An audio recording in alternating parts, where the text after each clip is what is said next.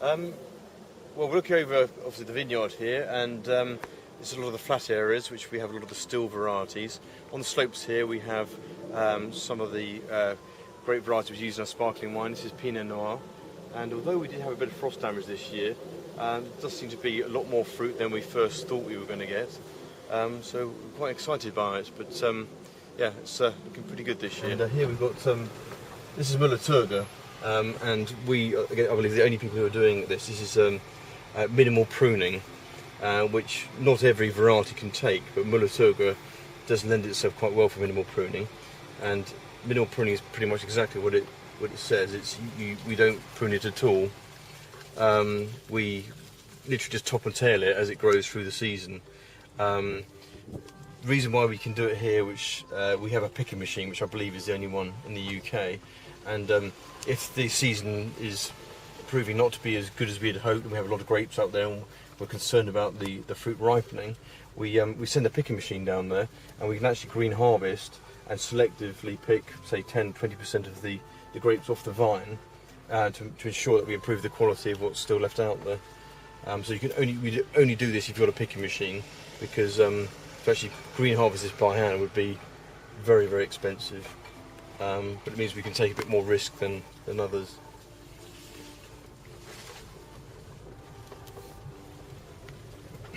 And the reason why we've decided, although Müller-Thurgau has been quite good for green harvesting, the other problem with this area down here, all the flat areas, is very prone to frost damage, because all the frost falls off the hillside and it does seem to accumulate down here. So what we decided to do, if we hadn't have done this year, we would have ended up with about 4 or 5 tons from the Müller-Thurgau because of the frost damage. How do I know this? Because we've got historical proof this is what happens when you get hit by frost. By the temperature it went down to at this time of year. With the minimal pruning, we should end up with at least 40 tons. So it's obviously a tenfold increase on what we would have had.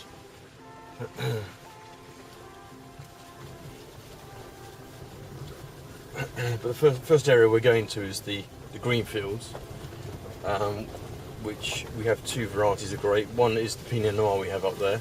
Another one is our Reichensteiner.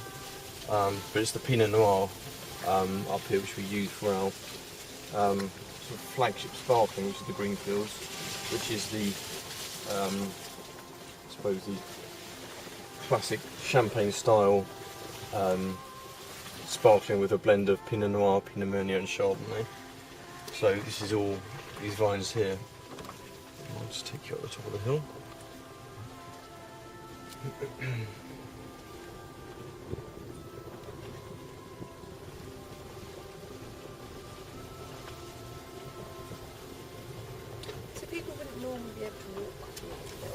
They can. We leave it quite open. We have, although the vineyard is, well, actually the whole estate's about 1 square mile. We have over 7 miles of footpath crisscrossing through the estate. So we don't, we let it's, and we have rights of way as well going through the estate. We don't mind people walking through certain areas, but we do try and discourage them from walking through the vines, because obviously we've got a lot of machinery and things like that. And also, yeah, of course, yeah. Well, yeah, this time we've got leaf cutters as well. Yeah. So this is normally the first stop for the vineyard, secret trail. We have a barrel here which the tastings will be done on. And this affords the most amazing views across the vineyard.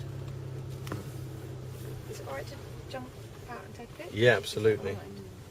So what you can see from the visitor centre is about, say, 55 to 60% of the vineyard. The balance of the vineyard is all on south-facing slopes, and a few hidden vineyard fields. Which we just started the weed control here, so this is not yet fully under control, this area. But you'll see in a minute an area which we've been working on now for 2 years. This is the first year we've been maintaining this area here in terms of purely mechanical weed control. And you'll see in a minute the area that we've got on top of. Once you're on top of it, it's actually much easier maintenance, but it does take at least 2 years to to get on top of it. Again, this is for your sparkling. Yeah, we've just moved past the Pinot Noir. Now we're moving on to Reichensteiner. So these are now Reichensteiner, so these aren't for sparkling, these ones here.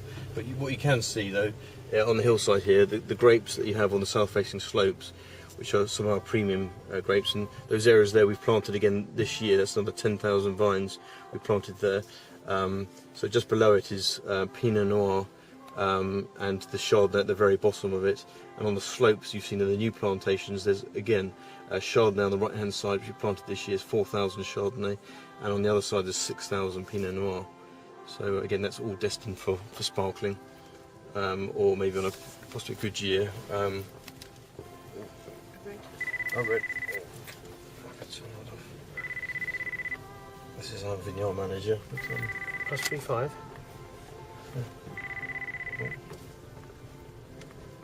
Hi, little Bill. I'm just going through the vineyard. Oh, it's gone. Good. He's probably seeing me drive. Oh, he is.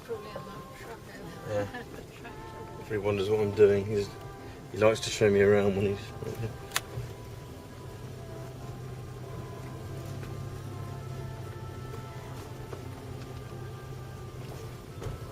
So is this part of this secret tour? This is, yeah, the first bit is up there. The people tend not to get right up to the top of this block here because they'll stick to the natural trails. And that's a particularly good spot because you can see the sweep sweeping around to the down.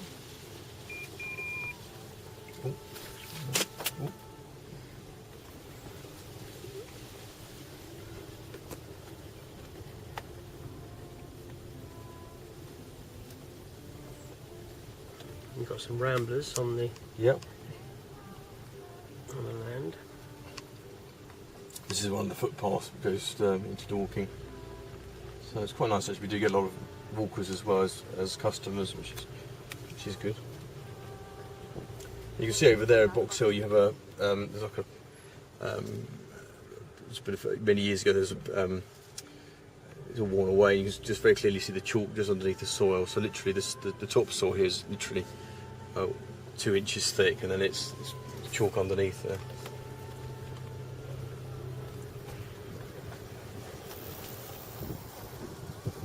And in total, how many acres of vines for Denbies are there? We have 265 acres. We currently have about 250 under, which are producing fruit this year. But as we're now 30 odd years old, we've had to, every year we put up another 5 to 10 acres and replant them. So again, there's another new area here, and it gives us the opportunity to plant back in those areas varieties which have done particularly well here in terms of growth and obviously demand as well. I mean, many years ago we were told not to bother with planting Pinot Noir here on the site. We did because we wanted the opportunity to produce a sparkling here, and it has been our most successful grape. And the benefit with the Pinot Noir, we don't just use it for sparkling. On a very, very good year, we use it for a red wine, and we also use it for our rosés as well. So quite often you can use pressings, or you know, if it's yeah, or we can use it to go into a rosé, which does make a nice, very nice rosé. You've got a little bit of acidity in it, which is nice. I'm so pleased that we waited to do this this afternoon rather than this morning. So different, isn't it?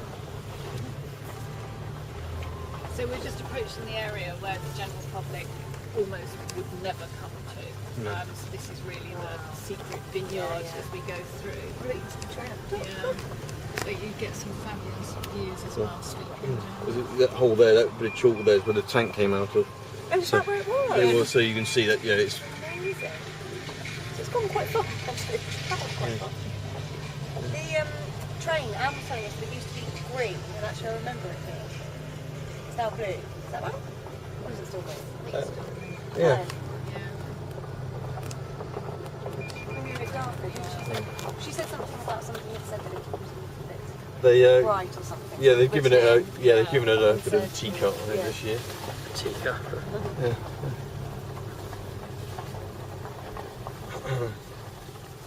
Yeah, that was another experiment down there. We planted about an acre or so of Sauvignon Blanc, which has never been grown in England before, like commercially. And for a few years we produced quite really nice Sauvignon Blanc, but the clone we used, the hybrid was not. So the clone was not really ideal for the area we put it in. So it's slightly yellowed down there, and it is our plan we're going to be removing that next year, and following on from the Pinot Noir and Chardonnay up there, we'll be planting some more Pinot Noir down the bottom there. So will you no longer have this Sauvignon Blanc? No, Right. no. It's we like to push and trial it and experiment. Quite an expensive trial, I must admit. Really? But I you know, like the Back of Sauvignon. Yeah. It's really nice. I mean, we've had what, 4 good years of yeah. Well, we say good years, but the volumes we get from that area are just not very high, not very high. So it's not really commercially viable.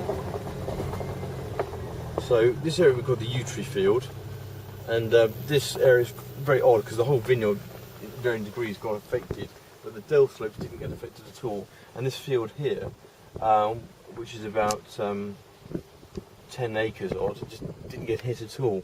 And if you still consider the average size of an English vineyard has grown from 2 acres to 7 acres, this is now just this field up here, which is isolated, is really an average size of an English vineyard, and again it didn't get hit by frost up here. And again, this is where we have some premium varieties.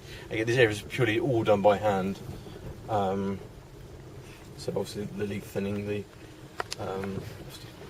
pruning. We prune probably 70 to 80% of the vineyard by hand, but then we're trialling out this minimal pruning, which goes very well. There's like a little haze in the middle. Just then there's about 6 or 7 rows of Dornfelder. Don't ask me why they did 6 rows of Dornfelder. But I think perhaps they had left over from another plot. But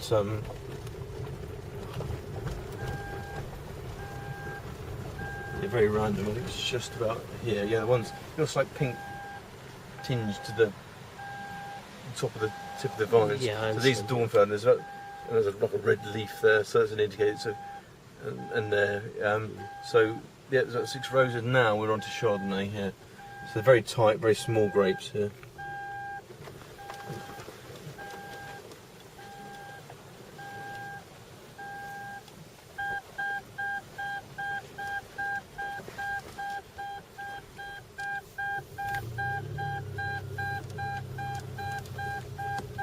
Is that me being told off? It is, yeah. It is, yeah. yeah. I mean, even the amount of bees and the variety of flowers that they get on Yes, people have this misconception, oh, you've got vineyards, just spraying it with this, it's killing all the wild. And that's just It's not the case at all. Luckily, in England in particular, a lot of the pests that get affected by overseas don't affect us. The only things that affect us are things like the mildews and things like that, powdery rot, dowdy mildew. But the animals don't really, apart from deer and rabbits, when they first stop growing, the rest of the animals aren't really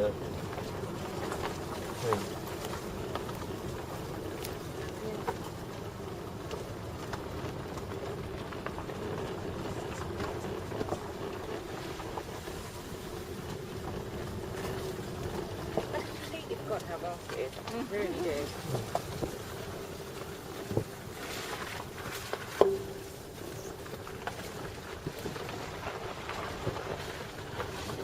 So we've actually got 2 lots of beehives. We've got one at this end of the dell, and then we've got another lot right down the bottom. So we'll go down the bottom so you can see.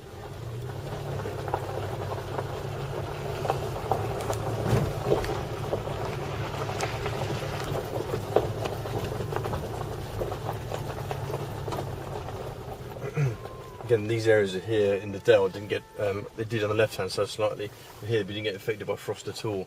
So it's absolutely bumper.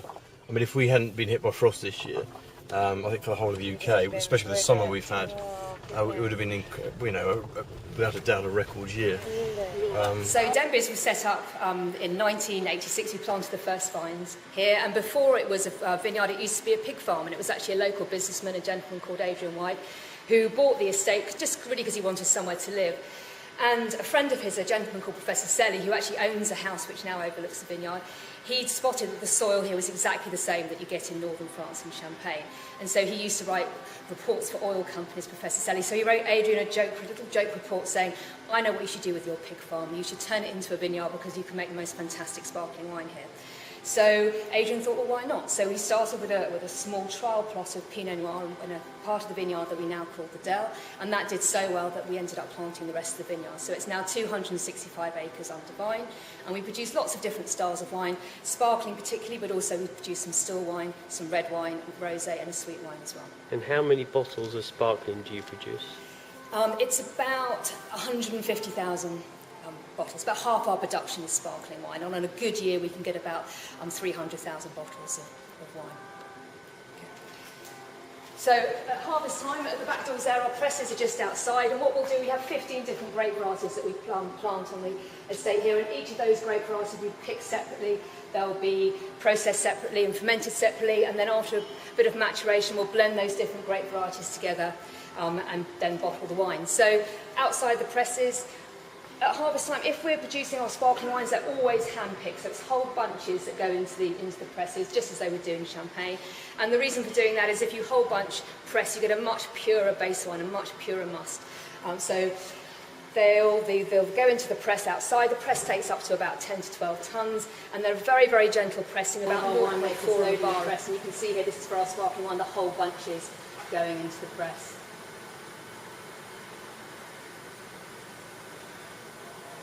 It's called a balloon press or a bladder press. It's a big rubber balloon inside, and that it just expands very, very gently over a sort of 2.5 to 3 hour period and squeezes out what we call the free run juice, which you can see being collected in the tray at the bottom there.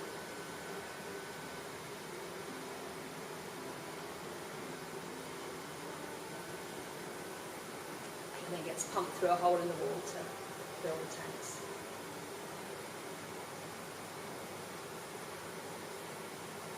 There's Matthew Elzinger, one of our winemakers, and this is him actually making up a big batch of yeast. So there is a natural yeast on the bloom of the skin of the grape, but there's not enough to give a consistent fermentation, so we make up a big batch of yeast, and then we add that to the grape juice to start the fermentation.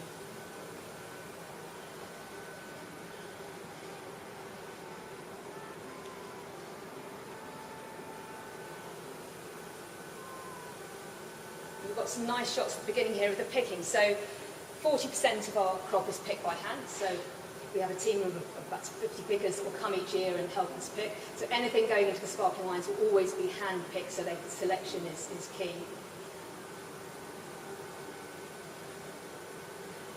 And then we've got the mechanical picker. So this will be for our still wines. And it's quite a brutal process. It shakes the right berries from the vines, but it's very good at getting the crop in very good conditions. So if we have a bit of damp weather during autumn, we can actually get the crop in very, very quickly. If you want to take the stems off, they go through the destemmer, and just berries going into the press for still wines.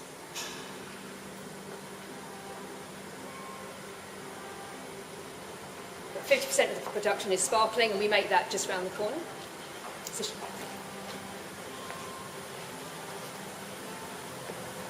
how big is the actual place here? Do you know in metres squared? I don't know. Chris will be able to tell you that. Yeah, it's very big, isn't it? It's very impressive. No, it's huge. It's absolutely huge. So we should come back and come and do sparkling wine when they're back disgorging, because it makes you can get you around the other side.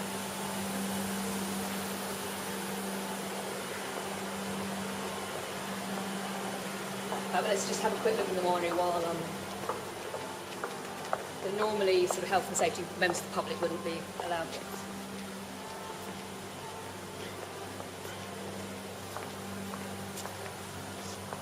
So you can see we've got a lot of wine in storage. We reckon about 250,000 bottles sitting in storage here.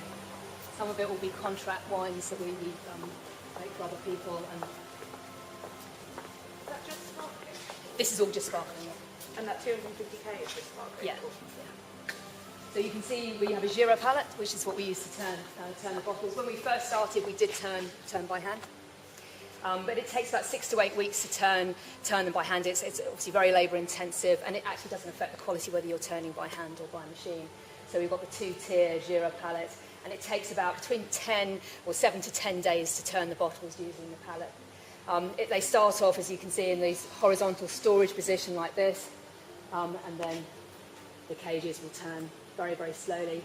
And just as you would emanate by hand, so at the beginning of the process it's quite a jerky movement to get that sediment on the move, and then very, very gentle towards the end. So we're about halfway through with this.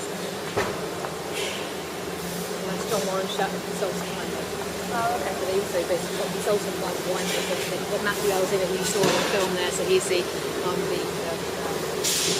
chief winemaker, and he's the assistant winemaker, and then we also have Marcus Stark, who is the winery manager. So if you do explain, maybe just with a raised voice, if you do.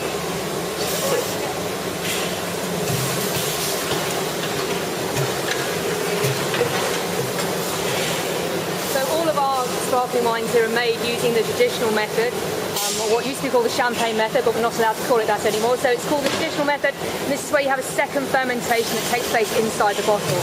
So what will happen is the wines will be made in the big tank room, and then after a period of maturation, we'll blend the different grapes together. So for example, for green fields, you've got Chardonnay, Pinot Noir and Pinot Meunier.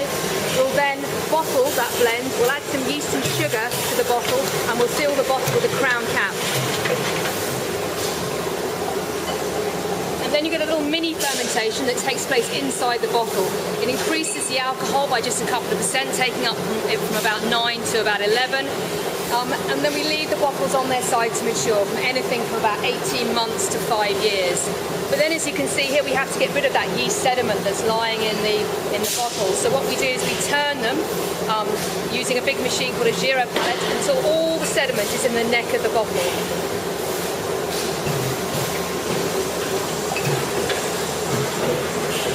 See there, and then we pop it in this machine here. It's got freezing glycol, minus 25 degrees, and that forms a plug of ice around all the yeast sediment that we don't want in the bottle.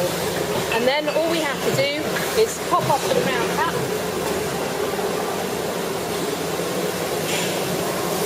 Chris will do now for us.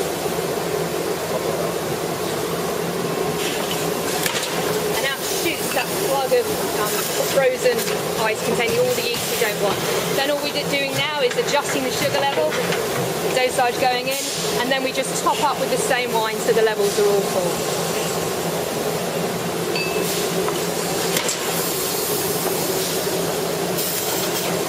And then the corks will go in, the cage is on, and it goes off for labelling.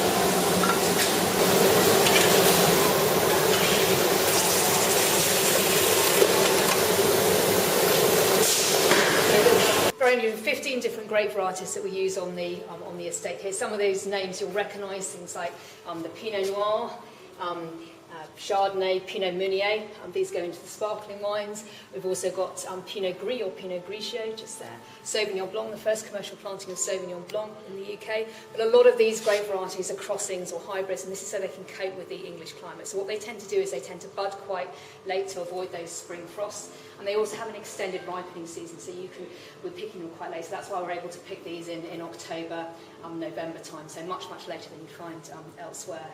And the sparkling wines are made predominantly from these, from the champagne grapes, but also we make a very good white downs, which is made from Seyval Blanc and Reichensteiner, and a couple of other bits in there as well. And one of the great things about having Professor Selly involved when the vineyard was planted was that very, very much the grapes are being matched to the soil type. So up here we've got solid chalk, We've got that big band of chalk that comes from Box Hill, dips underneath here, starts about the bottom of this slope here. So all this here is solid chalk, so this is where our sparkling wine grapes and particularly our champagne varietals are planted. And then down here, it's a higher yielding, more fertile soil, so this will be going into our still wines. So Surrey Gold, made from predominantly from Muller Turgot, which is our best-selling wine, and still actually England's best-selling wine. So we're very lucky that we're able to produce lots of different styles of wine. Like the indoor tour, when you sort of talk through the year in the vine. Hopefully we'll get some nice shots out in the vineyard. But these were taken over the course of a year. So basically, at the beginning of the year, you start off with vines that are very bushy, like this, and we have an amazing team that will come along and they'll prune all the vines for us. So they start about December time. It takes them about 3 months to prune and train. And what they'll do is they'll look at last year's very bushy growth and they'll just pick one cane to produce, and they'll cut everything back, so leave it just with one cane, which we amazingly skilled. They do 800 each in a day, and it takes them less than a minute to prune it from back down to one cane. And that's because if we were to leave it with too many canes, it produce lots of bunches of grapes, but we'd never get enough sugar in them to make wine. So we have to really limit the yield of each of those vines. So it gives us a really good quality fruit and with good sugar levels in there. And then we just train along the wire there, just like we do in Champagne. And then April, this is our frost grist, so this is where we got hit this year. So 26th of April, we'd already had quite a few leaves on the vine at that point because it was quite mild this year, and so they were about 2 weeks ahead of where they would normally have been. So it hit -6 in the vineyard on the 26th over the 27th of April. So down by the visitor centre, and this is our frost pocket, we lost quite a bit. So a lot of this primary growth died back. However, the top of the vineyard, the dell, was completely unaffected, and in fact, because we've had some really lovely dry weather for the last few weeks, we're in a really good position. Had really good fruit set on the secondary growth, and it's looking pretty good out there at the moment. And then June time with flowers. This is our next time where we need some nice consistent weather. So the vines tend to flower at the end of June, and what you need is 3 weeks of dry weather in order to get pollination really established. And if it rains during this time, it can affect pollination by up to 75%. So this year, there's actually very, very good conditions in June and early July. Lovely, warm, consistent warm weather. So really, really good fruit set in the vineyard this year. So we're expecting about sort of, I think they were talking about 150 tonnes this year, which is pretty good. And then after the flowering, what we now need is consistent dry weather to get those enough sugar in the nice ripe grapes at the end of August. And then picking normally from the end of September, quite often from early October, and then the Chardonnay for the sparkling wine gets picked last. And a couple of years ago, that was in the middle of November, so very, very late, much later than you'd find in each one. Yep. Okay. Don't laugh out. I'm not going to laugh. Do not watch. Let me just go straight in. Okay, this is the White Downs non-vintage from Denbies, our entry-level sparkling wine. Sable Blanc of Reichenstein. Then we have our Demi-Sec, which again is non-vintage.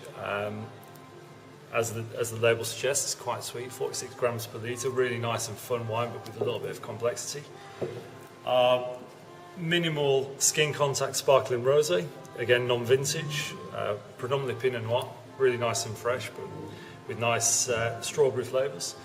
Then we've got our champagne equivalent, the English Greenfields from 2012, Chardonnay, Pinot Noir, Pinot Meunier. And then our premium range from 2013, Blanc de Blanc, 100% Pinot Noir. And our Blanc de Noir, which of course is Pinot Noir and Pinot Meunier and Chardonnay from 2013. Have you got a favourite among your selection there? These two are premium, and they are definitely worth it. Really lovely, complex flavours, definitely a thinking wine. But as an entry-level wine, this for around £15 is fantastic value. And how many bottles of sparkling wine do you produce a year? We produce about 150,000, depending on the vintage. So the last 4 years have been around that figure. This year might be a little bit lower, but yeah, it's around that level. And your name was? Andy Kershaw, I'm the assistant winemaker.